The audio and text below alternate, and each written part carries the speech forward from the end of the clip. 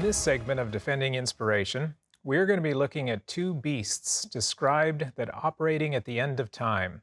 Let's read about them in Revelation 13.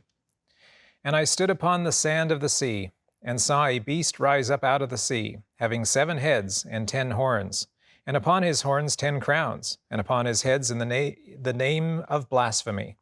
And the beast which I saw was like unto a leopard, and his feet were as the feet of a bear, and his mouth as the mouth of a lion. And the dragon, now this is Lucifer, Satan. Ellen White explains this in a previous chapter. The dragon gave him his power and his seat and great authority. And I saw one of his heads, as it were, wounded to death, and his deadly wound was healed, and all the world wondered after the beast. And they worshipped the dragon which gave power unto the beast, and they worshipped the beast, saying, Who is like unto the beast? And who is able to make war with him? And there was given unto him a mouth speaking great things and blasphemies, and power was given unto him to continue 42 months. And he opened his mouth in blasphemy against God, to blaspheme his name, and his tabernacle, and them that dwell in heaven. And it was given unto him to make war with the saints, and to overcome them, and power was given him over all kindreds and tongues and nations.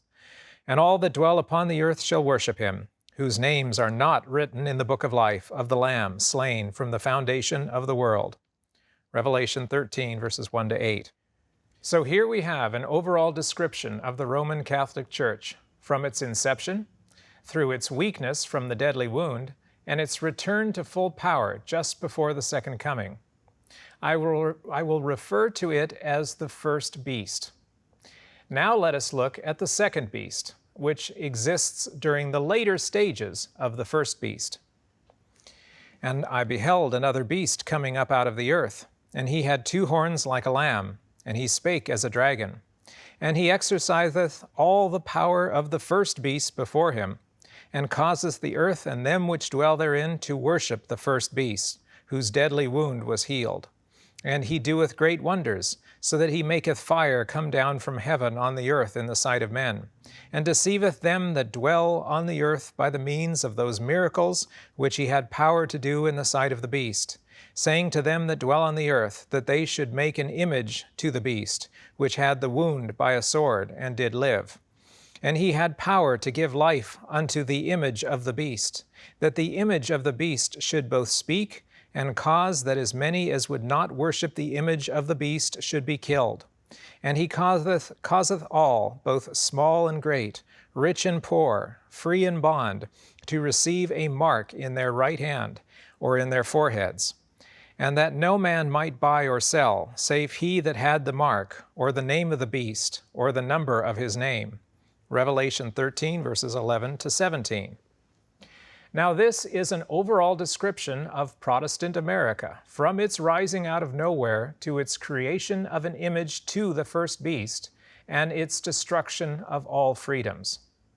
Or is it? Does this refer to Protestant America? Adventists have always said it does, but that is now changing.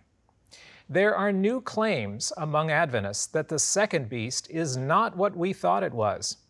Here is the online statement of a prominent Adventist website writer. The problem in Revelation 12 and 13 isn't nationalism. That's not even hinted at. It's globalism. The lamb-like beast will speak like a dragon, which will require a very strong neo-totalitarian central government. Things seem to be moving in that direction rapidly. That's a bold claim, and totally against what Adventism has believed and taught since its beginnings. This new theology claims a one-world government, globalism, will be the second beast speaking like a dragon. This concept feeds into fears of a new world order, a great reset, a United Nations takeover. There's just one minor problem. This theory is utterly opposed to some of the clearest statements of inspiration that we have been given. Great Controversy, page 440 to 443. One nation, and only one, meets the specifications of this prophecy. It points unmistakably to the United States of America. Again and again the thought, almost the exact words of the sacred writer, has been unconsciously employed by the orator and the historian in describing the rise and growth of this nation. The beast was seen coming up out of the earth, and according to the translators, the word here rendered coming up literally signifies to grow or spring up as a plant. And as we have seen, the nation must arise in territory previously unoccupied. And he had 2 horns like a lamb. The lamb-like horns indicate youth, innocence, and gentleness, fitly representing the character of the United States when presented to the prophet as coming up in 1798. The lamb-like horns and dragon voice of the symbol point to a striking contradiction between the professions and the practice of the nation thus represented. The speaking of the nation is the action of its legislative and judicial authorities. By such action, it will give the lie to those liberal and peaceful principles which it has put forth as the foundation of its policy. The prediction that it will speak as a dragon and exercise all the power of the first beast plainly foretells a development of the spirit of intolerance and persecution that was manifested by the nations represented by the dragon and the leopard-like beast. And the statement that the beast has 2 horns causeth the earth and them which dwell therein to worship the first beast indicates that the authority of this nation is to be exercised in enforcing some observance which shall be an act of homage to the papacy, saying to them that dwell on the earth that they should make an image to the beast. Here is clearly presented a form of government in which the legislative power rests with the people, a most striking evidence that the United States is the nation denoted in the prophecy. What did the internet writer state so authoritatively? The problem in Revelation 12 and 13 isn't nationalism. That's not even hinted at. It's globalism.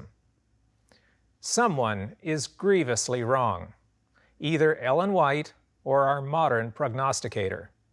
The 2 predictions are completely opposite. You will have to decide where you place your trust. Personally, I will stick to inspiration. There is one more key point about this untrustworthy prediction. Note his exact words. The lamb-like beast will speak like a dragon. That implies that the speaking as a dragon will be in the future. It will speak sometime later.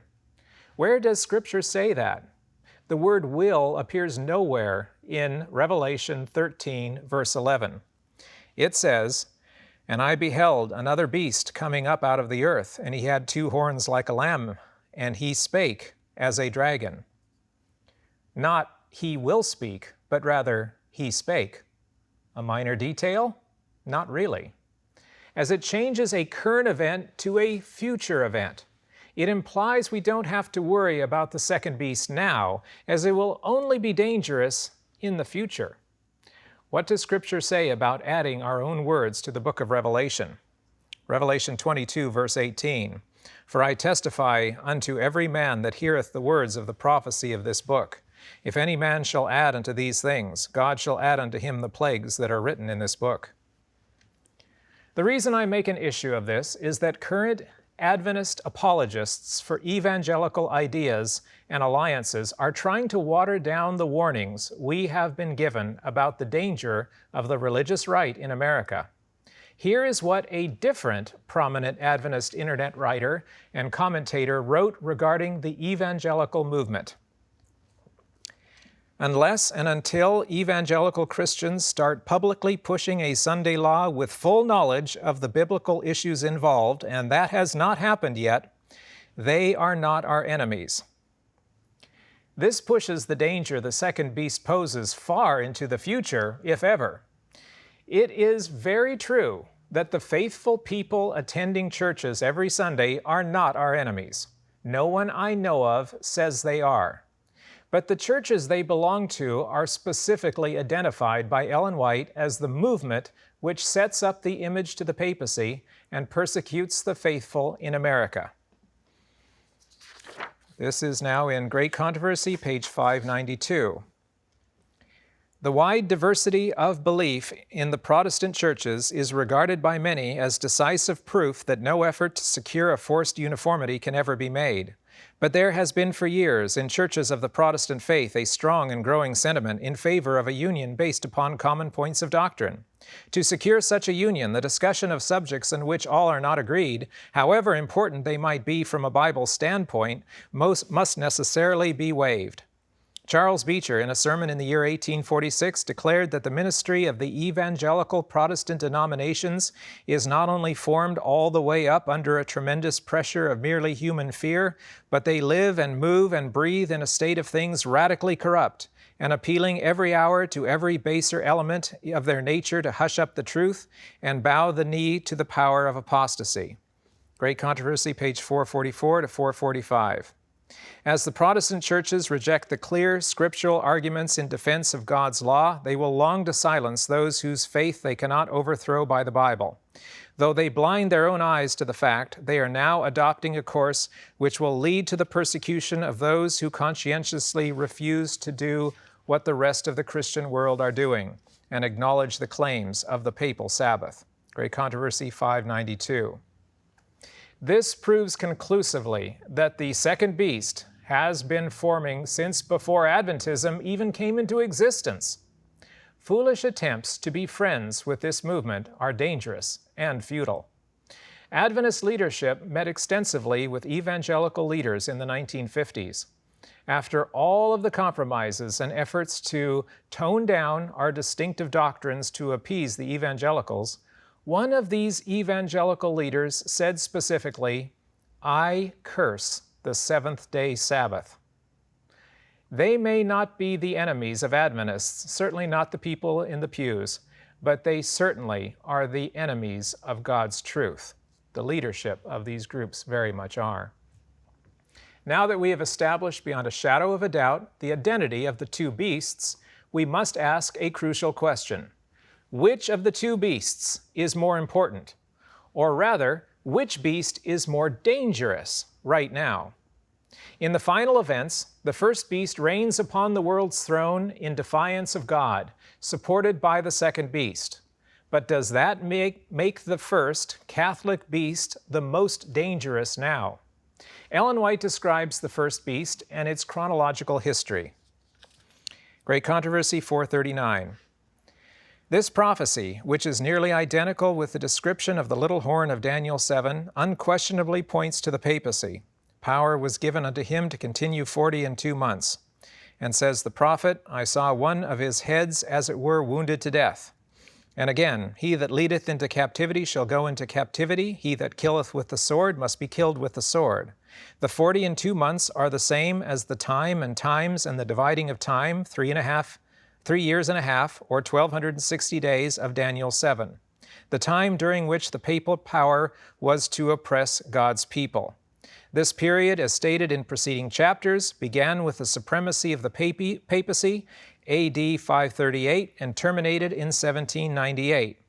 At that time, the Pope was made captive of the French army, the papal power received its deadly wound, and the prediction was fulfilled. He that leadeth into captivity shall go into captivity. At this point, another symbol is introduced. Ellen White goes on to describe the second beast, the United States. She describes the rise and fall of America and how it will speak as a dragon. Then she examines the image to the beast and what it represents. Later, she circles back to the first beast and how both beasts work together. Great Controversy, page 579. But in this homage to the papacy, the United States will not be alone.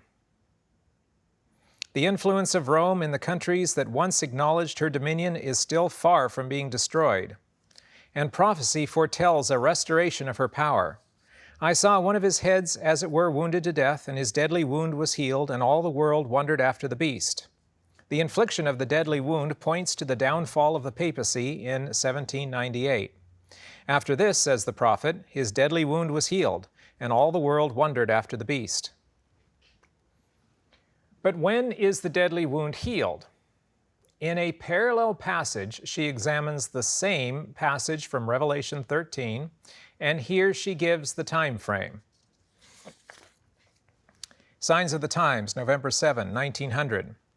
When satanic agencies shall unite with the professed Christian world in opposing God, these words of the prophet will be fulfilled.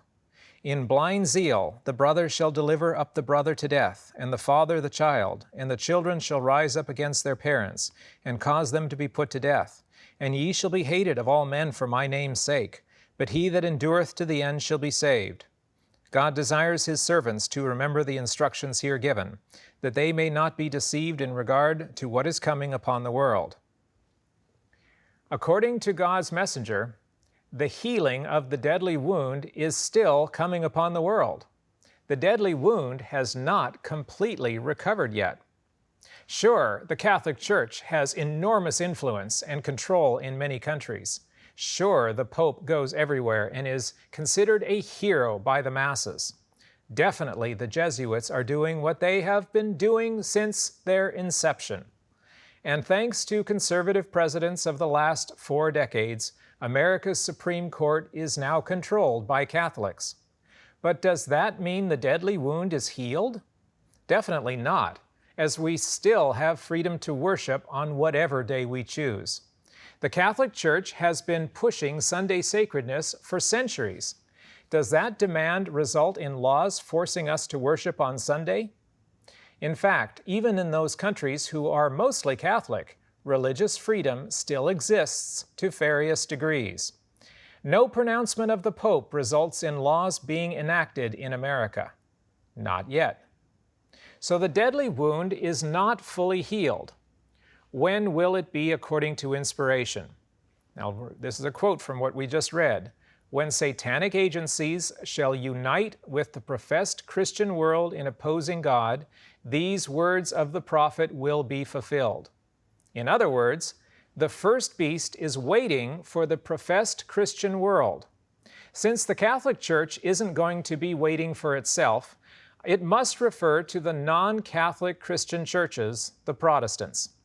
At the end, the leader of this movement is American Protestantism, as described in detail by Ellen White. Great Controversy 445. When the leading churches of the United States, uniting upon such points of doctrine as are held by them in common, shall influence the state to enforce their decrees and to sustain their institutions, then Protestant America will have formed an image of the Roman hierarchy, and the infliction of civil penalties upon dissenters will inevitably result. When the deadly wound is healed, the Catholic Church becomes the most powerful since it controlled the Western world during the Dark Ages. Control becomes complete and the last days play out. The details of this process remain to be seen, and speculation is not fruitful. But note the key aspect of all of this. The first beast, papacy, must wait for the second beast, apostate Protestantism, to do its part. This makes the second beast more important to us now than the first. The second beast is the catalyst, the history pivot, the force that lights the fuse of destruction. This makes a Pope watch unnecessary and probably dangerous. It distracts us from the current and immediate danger of the second beast. Monitoring every move of the Pope and his agents should not be our focus. Should we dismiss them? Of course not. We know who runs that show. We know the Pope is the man of sin. We know the Jesuits are up to no good. But railing against them publicly and privately will not change anything and will take attention from the true menace of apostate Protestantism. Jesuits influence and provoke Protestantism to act in the papacy's interest, but the responsibility lies with the second beast. We don't need a Pope watch, we need a Protestant watch. Remember always the clear prediction by God's messenger to the final generation. Great Controversy 588. The Protestants of the United States will be foremost in stretching their hands across the gulf to grasp the hand of spiritualism. They will reach over the abyss to clasp hands with the Roman power, and under the influence of this threefold union, this country will follow in the steps of Rome in trampling on the rights of conscience. Who reaches out to whom? Who initiates the union of spiritualism and Catholicism and Protestantism? Who is the prime villain of this dark future? Fallen apostate Protestantism is the key force. Catholicism reaps the rewards since they are on the same side anyway, with the same actuating spirit. If we do not pay attention to the principal current threat, we will become the fish that I talked about in misdirection and guile.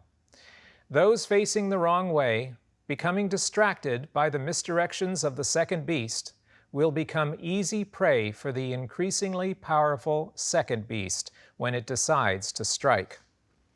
Great Controversy 443. Whenever the Roman Church has obtained secular power, she has employed it to punish dissent from her doctrines. Protestant churches that have followed in the steps of Rome by forming alliance with worldly powers have manifested a similar desire to restrict liberty of conscience. Great Controversy 592. Those who honor the Bible Sabbath will be denounced as enemies of law and order, as breaking down the moral restraints of society, causing anarchy and corruption, and calling down the judgments of God upon the earth. Their conscientious scruples will be pronounced obstinacy, stubbornness, and contempt of authority. They will be accused of disaffection toward the government. Ministers who deny the obligation of the divine law will present from the pulpit the duty of yielding obedience to the civil authorities as ordained of God.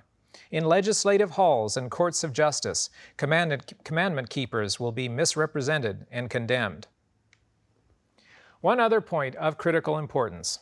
When discussing evangelicals as a group, I do not intend to condemn individual members of the various churches involved. I am not talking about the sincere individuals who attend church, pray before their meals, or homeschool their kids. Many evangelicals are lovely people that believe strongly in what is right. Many of these will join with the remnant during the final events as the issues are made clearer. Just as we do not denounce individuals in the Catholic Church when we identify the first beast, so we do not denounce individuals in the evangelical movement when we identify the power that will set up the image to the beast. When I refer to the second beast power, I am referring to the church leadership and political agenda that knowingly sells its spiritual soul for temporal power. They have deliberately rejected the truth and will persecute those that remain faithful to it. And according to inspiration, this is not just a future condition, but has been proceeding since Ellen White's time. Great Controversy 592. As the Protestant churches reject the clear scriptural arguments in defense of God's law, they will long to silence those whose faith they cannot overthrow by the Bible. Though they blind their own eyes to the fact, they are now adopting a course which will lead to the persecution of those who conscientiously refuse to do what the rest of the Christian world are doing and acknowledge the claims of the papal Sabbath. Always keep the anglerfish in mind when we decide which beast is most dangerous. The first beast is waiting for the deadly wound to heal. The second beast is hungry and getting ready to strike. If we listen to inspiration, we will not be facing the wrong way. So we have shown from inspiration that America is the beast that speaks as a dragon. The question that remains is, how will we get there? There are several current theories being promoted among Adventist speakers. One is that the political left will make society so immoral and wicked that the political right will eventually have the power to seize control and force morality upon everyone. This will include an enforced day of rest, Sunday worship, as well as various Puritan-style reforms. This theory can be called the pendulum theory. The farther the pendulum swings to the left, the farther it will eventually swing to the right. Another popular theory is that the political left will continue to grow in power and will eventually rule absolutely, with no return swing to the political right. The left will enforce an anti-religious dogma of immorality and filth. Society will be so thoroughly controlled that this has been called soft totalitarianism. This is distinguished as a stepping stone in our society leading to the eventually hard totalitarianism of the final Sunday law crisis. As we have already seen, inspiration has made it clear that the apostate Protestantism churches, Babylon, are the catalysts that initiate the final events. They are the trigger that lights the fuse of the destruction of religious freedom in America. Inspiration states repeatedly and unequivocally that false religion will be the driver of events, the force that cripples our way of life and persecutes all that refuse to bow down to the image to the beast. So this would appear to rule out the soft totalitarianism theory. An anti-God, immoral society is the opposite of what Ellen G. White describes as the conditions of the last days. But those who have been pushing this theory realize that the spirit of prophecy does not in any way support their speculations. This becomes obvious when you listen to them and they never give any direct quotations from her that prove their ideas. This has led some to create a new, hybrid version of both the soft totalitarianism and the pendulum theories. It varies from individual to individual and is pretty muddy on details, but it goes generally like this. The soft totalitarianism of the left will last for a while, ruining all of our lives. Then the pendulum will finally and quickly swing to the right, and a formerly crushed and powerless religious right will seize control and instantly enact a Sunday law. I will call this theory the hybrid theory. The hybrid theory has no direct support from inspiration either, but that hasn't stopped it from being promoted. So those are some of the ideas of men. We've looked at several different theoretical options. What does inspiration say? Thankfully, we have clear statements that shed light on this question. Great Controversy, page 592. The dignitaries of church and state will unite to bribe, persuade, or compel all classes to honor the Sunday. The lack of divine authority will be supplied by oppressive enactments. Political corruption is destroying love of justice and regard for truth. And even in free America, rulers and legislatures, in order to secure public favor, will yield to the popular demand for a law enforcing Sunday observance. Liberty of conscience, which has cost so great a sacrifice, will no longer be respected. Note the exact words she uses. Free America. At the very end of history, when the forces that enact the Sunday law are nearly at their goal, America is still described as free. Would she call it free if America was run by communists, atheists, or anarchists? Would she call it free if the elites of the world were calling the shots? Would she call it free if America was a pawn of a one-world government? Maybe she just carelessly miswrote the word free and said it better elsewhere. In another passage, she describes the condition of our government leading up to the end of time. Testimonies, Volume 1, pages 203 to 204.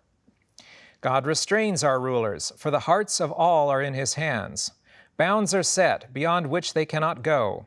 Many of the rulers are those whom Satan controls, but I saw that God has his agents even among the rulers, and some of them will yet be converted to the truth. They are now acting the part that God would have them. When Satan works through his agents, propositions are made that, if carried out, would impede the work of God and produce great evil.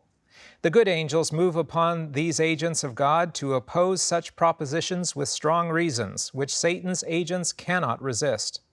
A few of God's agents will have power to bear down a great mass of evil. Thus the work will go on until the third message has done its work. And at the loud cry of the third angel, these agents will have an opportunity to receive the truth, and some of them will be converted and endure with the saints through the time of trouble.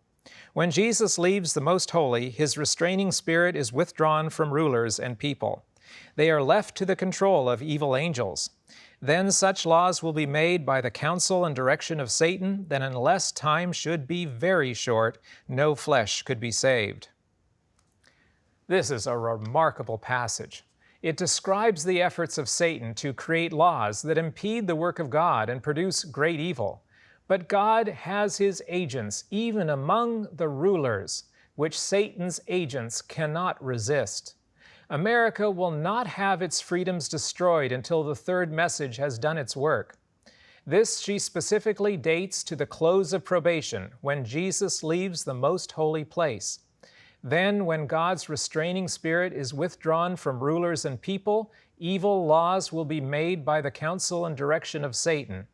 So only at the close of probation does God allow America's government to pass laws destroying our freedom.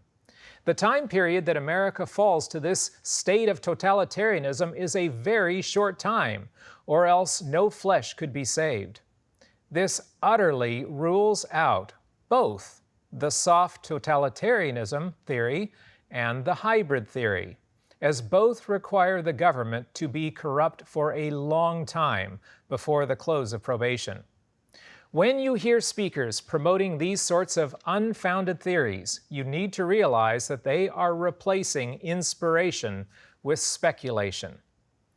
Free America means free America, not socialist America, or communist America, or Nazi America, or soft totalitarianism America, or whatever term you want to throw at it. If we don't take Ellen White's words seriously, we undermine and will eventually disregard other clear, inspired warnings. So we have a choice, as always, between the words of men and the Word of God. Be wary as you listen to speakers dealing with current events. It is so easy to get swept away by accusations against enemies and attacks on the government. We must not be distracted by side issues. This is not our work. How does any of that improve character perfection and heart preparation? Justification and sanctification are the focus of inspiration, not pointing fingers at the bad guys. Besides, as Ellen White said, God has his agents even among the rulers. Are you able to tell which is which? Are you the judge of such things?